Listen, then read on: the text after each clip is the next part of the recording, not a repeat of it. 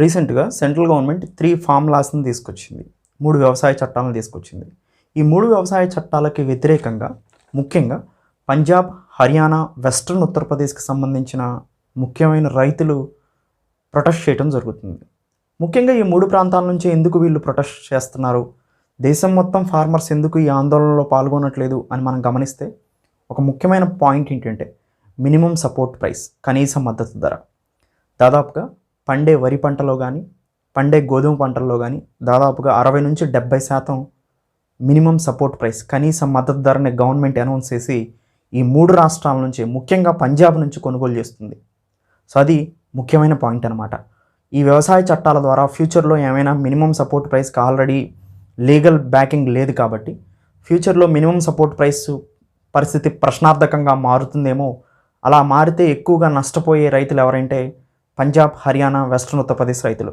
So minimum support ప్రైస్లో 24 క్రాప్స్కి ఈ minimum support ప్రైస్ని announce చేస్తూ ఉంటే దాంట్లో ఎక్కువగా మినిమం సపోర్ట్ ప్రైస్ కింద ప్రొక్యూర్ చేసే క్రాప్ ఏంటంటే రైస్, నెక్స్ట్ క్రాప్ ఏంటంటే వీట్. ఈ రైస్, వీట్ని ఎక్కువగా పండిస్తుంది పంజాబ్, హర్యానా.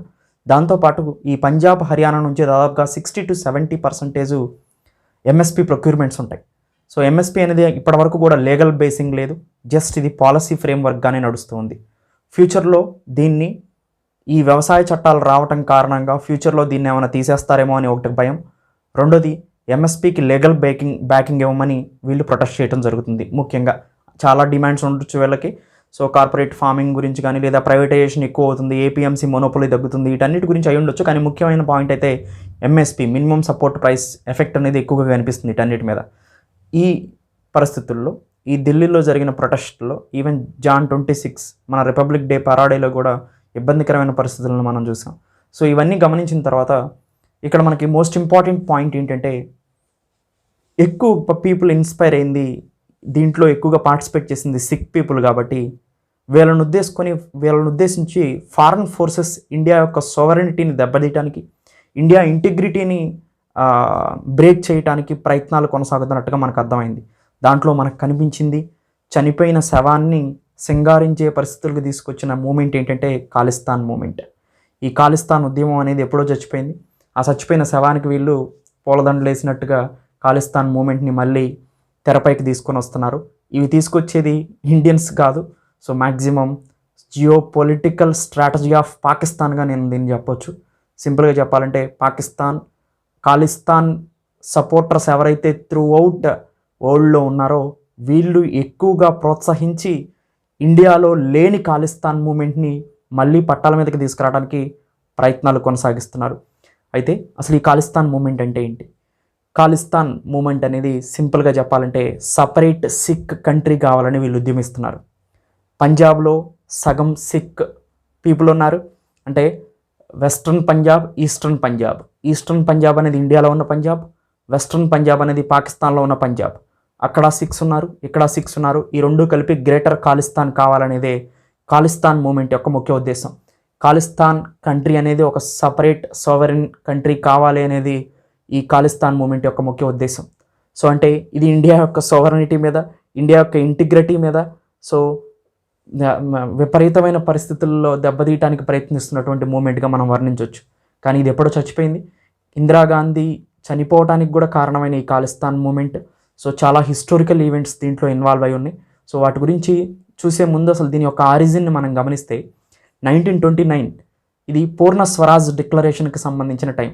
పూర్ణ స్వరాజ్ డిక్లరేషన్ అంటే మోతీలాల్ నెహ్రూ లాహోర్ సెషన్ ఆఫ్ కాంగ్రెస్లో ఒక రెజల్యూషన్ ఇంట్రొడ్యూస్ చేశారు. ఆ రెజల్యూషన్ యొక్క ముఖ్య ఉద్దేశం ఏంటంటే 1929 వరకు కూడా డొమినియన్ స్టేటస్ అడిగాం మనం. అంటే బ్రిటిషర్స్ మీరు హైలాండ్లో ఉండండి, మేము కింద ఉండి పరిపాలించుకుంటామని డొమినియన్ స్టేటస్ అడిగాం. కానీ 1929లో లాహోర్ సెషన్ ఆఫ్ కాంగ్రెస్లో పూర్ణ స్వరాజ్ని మోతీలాల్ నెహ్రూ ఈ డిక్లరేషన్ ఇంట్రొడ్యూస్ చేయడం జరిగింది. దాని యొక్క ముఖ్య ఉద్దేశం Purna Swaraj, complete independence. So dominion status మీరు అసలు ఎవరు వద్దు, ఇండియా అనేది complete independence and sovereign integrative కంట్రీగా, రిపబ్లిక్ కంట్రీగా అవతరించాలనేదే ముఖ్య ఉద్దేశంగా కనిపిస్తుంది. సో ఎనీవే సోవరెన్ కంట్రీగా మాకు మేమే పరిపాలించుకుంటాం, పూర్ణ స్వరాజ్, మొత్తం స్వతంత్రం, కంప్లీట్ ఇండిపెండెన్స్ ఫ్రమ్ బ్రిటిష్ కావాలని మనం అడిగాం ఈ లాహోర్ డిక్లరేషన్లో. సో దీన్ని మనం లాహోర్ సెషన్ ఆఫ్ కాంగ్రెస్ అంటాం లేదా పూర్ణ స్వరాజ్ డిక్లరేషన్ అంటాం. దీన్ని కంప్లీట్ ఇండిపెండెన్స్ దీన్ని అపోజ్ చేసినటువంటి ముగ్గురు ఎవరంటే, ఒకటి సపరేట్ పాకిస్తాన్ ముస్లిమ్స్కి కావాలనుకునే మహమ్మద్ అలీ జిన్నా, సపరేట్ సిక్ కావాలనుకునే మాస్టర్ తారాసింగ్, సపరేట్ దళిత్ని సపోర్ట్ చేస్తూ మూమెంట్ చేస్తున్నటువంటి డాక్టర్ బిఆర్ అంబేద్కర్. ఈ ముగ్గురు కూడా ఈ 1929 లాహోర్ కాంగ్రెస్ సెషన్లో ఇంట్రడ్యూస్ చేసినటువంటి ఈ డిక్లరేషన్ని, కంప్లీట్ ఇండిపెండెన్స్ డిక్లరేషన్ని, పూర్ణ స్వరాజ్ డిక్లరేషన్ని ఈ ముగ్గురు తిరస్కరించారు. అయితే 1929 దగ్గర నుంచి మీరు గమనిస్తే 1947లో పార్టీషన్ ఆఫ్ ఇండియా జరిగింది. ఈ పార్టీషన్ ఆఫ్ ఇండియా జరిగినప్పుడు టోటల్ సిక్ పీపుల్ని రెండుగా డివైడ్ చేసి మేజర్గా ఒకటి వెస్ట్రన్ పాకిస్తాన్ కింద పాకిస్తాన్లోకి వెళ్ళిపోయింది, వెస్ట్రన్ పంజాబ్ కింద, ఈస్టర్న్ పంజాబ్ ఏదైతే ఉందో అది ఇండియాలో ఉండిపోయింది. ఈ రెండు కలిసే వీళ్ళు ఖాళిస్తాన్ సపరేట్ కంట్రీ కావాలనుకొని అడుగుతున్నదనమాట. 1949లో ద పంజాబీ శోభా మూమెంట్ వచ్చింది. సపరేట్ పంజాబ్ కంట్రీ కావాలి అనేది, సింపుల్గా సపరేట్ ఖాళిస్తాన్ కంట్రీ కావాలనేది, వెస్ట్రన్ పంజాబ్ ఈస్టర్న్ పంజాబ్తో, దానికోసమే ద పంజాబీ శోభా మూమెంట్ వచ్చింది. తర్వాత 1953లో స్టేట్ రీఆర్గనైజేషన్ కమిషన్ కూడా సపరేట్ పంజాబ్ స్టేట్ని రిజెక్ట్ చేస్తూ వచ్చింది. 1966లో ట్రైఫర్ఫికేషన్ ఆఫ్ పంజాబ్ జరిగింది. అంటే పంజాబ్ని 1966లో మూడుగా విభజించారు. ఒకటి సిక్ డామినెంట్ పీపుల్ ఉన్నటువంటి Punjab, second Hindi speaking people అయిన హర్యానా, థర్డ్ చండీగఢ్. రెండిటికి క్యాపిటల్ సిటీగా చండీగఢ్ని, ఇలా మూడు ట్రైఫర్కేషన్ జరిగింది. కొంతమందిని హిమాచల్ ప్రదేశ్లోని మౌంటైన్ హిల్స్లో ఉన్న వాళ్ళని హిమాచల్ ప్రదేశ్లోకి పంపించడం జరిగింది. మేజర్గా ట్రైఫర్కేషన్ జరిగింది. ఒకటి చండీగఢ్, రెండు పంజాబ్, మూడు హిందీ మాట్లాడే హర్యానా. ఇలా ట్రైఫర్కేషన్ జరిగింది 1966లో. తర్వాత 1973లో ఒక డిక్లరేషన్ జరిగింది. ఇక్కడ నుంచి బాగా ఉధృతంగా ఖాళిస్తానీ మూమెంట్ జరిగింది. ఆ డిక్లరేషనే ఆనందపూర్ సాహెబ్ రెజల్యూషన్. ఈ ఆనందపూర్ సాహెబ్ రెజల్యూషన్ యొక్క ముఖ్య ఉద్దేశం ఏంటంటే, సిక్కులందరికీ ఒక సిక్ సపరేట్ దేశం కావాలనేదే వీళ్ళ యొక్క ముఖ్య ఉద్దేశం. అక్కడ నుంచి దాన్ని ఇన్స్పిరేషన్గా తీసుకొని 1978 ఆ ప్రాంతంలో ఒక ముఖ్యమైన వ్యక్తి, తర్వాత టెర్రరిస్ట్గా మారినటువంటి వ్యక్తి, అతన్ని గోల్డెన్ టెంపుల్లో చంపివేశారు ఇందిరాగాంధీ ఆపరేషన్ బ్లూ స్టార్ ద్వారా. అతనే జర్నైల్ సింగ్ బంద్రేవాలే. ఈ జర్నైల్ సింగ్ బిర్ద్రేవాలే మేజర్గా 1978లో ఎమర్జ్ అయిన పర్సన్ అనమాట. 1978 నుంచి దాదాపుగా ఇతను ఇన్సర్జెంట్గా మారి ఈ బింద్రేవాలే అనే అతను ఈ ఇన్సర్జెంట్గా మారి అనేక రకాలైన అటాక్లు చేస్తూ వచ్చారు ఇండియన్ గవర్నమెంట్ మీద, ఇండియన్ సావరెంటీ మీద, ఇండియా ఇంటిగ్రిటీ మీద. 1982లో వీళ్ళు ఈ బింద్రేవాలే ఎవరైతే ఉన్నారో అకాలీదళ్తో చేతులు కలపడం జరిగింది. అకాలీదళ్తో చేతులు కలిపి స్ట్రాంగ్ ఇన్సర్జెంట్ గ్రూప్గా ఏర్పడ్డారు. 1984లో operation blue star Indira Gandhi propose చేశారు, ఫస్ట్ ఆల్ ఇండియా రేడియోలో అనౌన్స్ చేసి. ఆపరేషన్ బ్లూ స్టార్లో ముఖ్య ఉద్దేశం ఏంటంటే, ఈ బిర్ద్రేవాలే, journal Singh బిర్ద్రేవాలే and other terrorist groups Khalistan moment కోసం, ఖాళిస్తాన్ సపరేట్ కంట్రీ కావాలనుకునే టెర్రరిస్ట్ గ్రూప్ ఎవరైతే ఉందో వీళ్ళు గోల్డెన్ టెంపుల్లో అప్పటికే 2 సంవత్సరాల నుంచి ఆశ్రయం తీసుకుంటూ ఉంటున్నారు.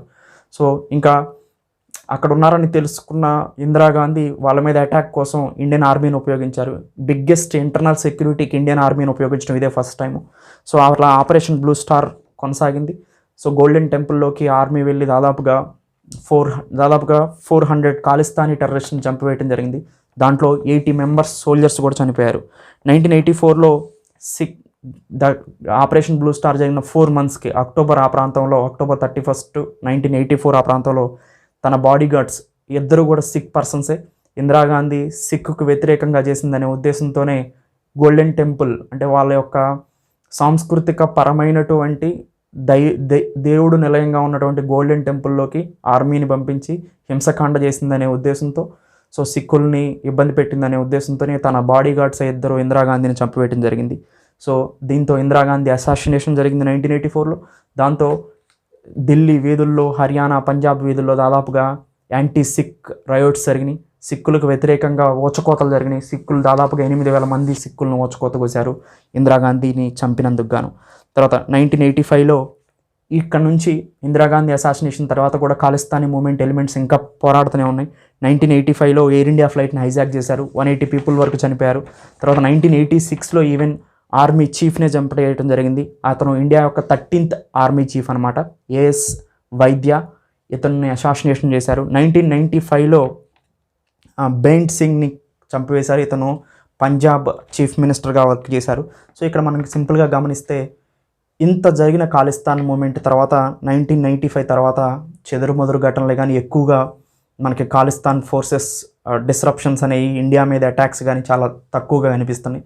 సో మ్యాక్సిమం ఈ సింపథైజర్స్ ఎవరైతే ఉన్నారో వీళ్ళు వెస్ట్రన్కి వెళ్ళిపోయిన వాళ్ళు ఎవరైతే ఉన్నారో, సో అక్కడి నుంచి ఈ మూమెంట్ చిన్నగా మొన్న లూప్ హోల్స్ దొరికితే దాని నుంచి ఈ మూమెంట్ని బయటకు తీసుకురావడానికి ప్రయత్నం చేస్తున్నారు, లేని మూమెంట్ని తీసుకురావడానికి ప్రయత్నం చేస్తున్నారు. మేజర్గా పాకిస్తాన్ జియో పొలిటికల్ ప్రాజెక్ట్గా దీన్ని చేపట్టింది ఖాళిస్తాన్ మూమెంట్ని. సో ఇలా అయినా ఇండియాలో అలజడులు తీసుకొచ్చి ఇండియా యొక్క ఇంటిగ్రిటీని దెబ్బతీయాలనేదే పాకిస్తాన్ యొక్క ముఖ్య ఉద్దేశంగా కల్పిస్తుంది. ప్రో ఖాళిస్తాన్ ఎలిమెంట్స్ కెనడాలో కానీ, యూఎస్ఏలో కానీ, తర్వాత జర్మనీ, సో ఇలాంటి సిటీస్లో మేజర్గా ప్రో ఖాళిస్తాన్ ఎలిమెంట్స్ ఉండి, మేజర్గా కెనడా మినీ సిక్ కంట్రీగా మారిపోయింది కెనడా అనేది. సో అయినప్పటికీ కూడా ఖాళిస్తాన్ ఎలిమెంట్స్ అక్కడ మ్యాక్సిమం కనిపిస్తున్నారు మనకి. దానికి తగ్గట్టుగా కెనడా వాళ్ళని అణిచివేయడానికి ప్రయత్నించాలి కానీ ఓటు బ్యాంక్ కోసం వాళ్ళని సపోర్ట్ చేసి ఇండియా యొక్క ఇంటిగ్రిటీని దెబ్బతీయడానికి ప్రయత్నించకూడదు. కానీ కెనడా దురదృష్టవశాత్తు సో ఇండియాకి అపోజింగ్గా సిక్కుకి దగ్గరగా, సో సిక్ అని చెప్పడం ఇక్కడ ఖాళిస్తాన్ మూమెంట్ పీపుల్కి దగ్గరగా నిర్ణయాలు తీసుకుంటుంది. సిక్ పీపుల్ని ఏ ఇండియన్ కూడా సో వ్యతిరేకంగా మాట్లాడటానికి లేదు. ఎందుకంటే ఇండియా యొక్క సెక్యూరిటీని, మ్యాక్సిమం ఎక్స్టర్నల్ సెక్యూరిటీని, సిక్ రెజిమెంట్ని నడుపుతూ ఇండియన్ ఆర్మీకి బ్యాకింగ్గా ఉన్నటువంటి ముఖ్యమైన ఇండియాని ప్రొటెక్ట్ చేస్తూ ఇండియా భద్రతను చూస్తున్న సిక్ పీపుల్ అనేవాళ్ళు ఎవరిని మనం కించపరచడానికి లేదు. ముఖ్యంగా సిక్ పీపుల్ని కాదు మనం అంటుంది, ఖాళిస్తానీ ఎలిమెంట్స్ని. ఇండియా ఇంటిగ్రిటీని దెబ్బతీయడానికి ప్రయత్నం చేస్తే ఎవరైనా మనకు శత్రువులు. ఇండియా యొక్క భద్రత, ఇండియా యొక్క సోవెర్నిటీ, ఇండియా యొక్క ఇంటిగ్రిటీ, రిపబ్లిక్ ఆఫ్ ఇండియాని ప్రొటెక్ట్ చేయడం అనేది మోస్ట్ ఇంపార్టెంట్ పార్ట్. సో అందుకనే ఇక్కడ సిక్ ఎలిమెంట్స్ కాదు, ఖాళిస్తానీ ఎలిమెంట్స్ అనేది మోస్ట్ డేంజరస్. సిక్ పీపుల్ మన ఇండియాని మ్యాక్సిమం ప్రొటెక్ట్ చేస్తూ వస్తున్నారు. సో సింపుల్గా ఖాళిస్తానీ మూమెంట్ అనేది పాకిస్తాన్ నడిపిస్తున్నటువంటి జియో పొలిటికల్ స్ట్రాటజీగా మారింది. సో ఏదైతే నెగిటివ్స్ ఉంటాయో వాటిని పట్టుకొని పైకి తీసుకొచ్చి ఇండియాని ఎలా డిసింటిగ్రేట్ చేయాలనే ఉద్దేశంతోనే పాకిస్తాన్ నడుస్తూ ఉంటుంది. కాబట్టి పాకిస్తాన్ యొక్క ఫారెన్ పాలసీ ఇప్పటికైనా మార్చుకుంటే చాలా మంచిది. కెనడా కూడా తన ఫారెన్ పాలసీని మార్చుకొని సో ఇంటిగ్రిటీ ఆఫ్ ఇండియాని ప్రొటెక్ట్ చేయాల్సిన అవసరం ఎంతగానో ఉండింది. సో మనం ఇప్పుడు present republic of India integrity, sovereignty అనేది most important part of India అనమాట. సో వాటిని ఏ కంట్రీ అయినా కానీ ఫారెన్ పాలసీ చేసేటప్పుడు వాటిని దృష్టిలో పెట్టుకొని వాళ్ళ ఫారెన్ పాలసీ ఉండాలి. అంతా అలాగే కానీ వాళ్ళ ఓటు బ్యాంకు కోసం, కెనడా ప్రైమ్ మినిస్టర్ అదే చేస్తున్నాడు, తన ఓటు బ్యాంక్ కోసం ఎక్కువ సిక్ పీపుల్ ఉన్నారు కాబట్టి తనకు ఓట్లు వచ్చి గెలుస్తాడనే ఉద్దేశంతో సో ఇండియా యొక్క సెంటిమెంట్స్ని, ఇండియాలో సిక్కుకి రైట్స్ ఉన్నాయి, ఫార్మర్ ప్రొటెస్ట్ చేసుకోవడానికి రైట్స్ ఉన్నాయి, కానీ ఖాళిస్తాన్ మూమెంట్ని చేసుకోవడానికి రైట్స్ ఎక్కడ ఉన్నాయి? ఖాళిస్తానీ ఫ్లాగ్స్ ఎందుకు కనిపించాలి అసలు? సో ఇది ఇండియా యొక్క ఇంటిగ్రిటీని దెబ్బతీస్తున్నట్టు అనమాట. సిక్ని మనం సపోర్ట్ చేద్దాం, కానీ ఖాళిస్తాన్ మూమెంట్ని మాత్రం మనం సపోర్ట్ చేయం. Thank you, welcome.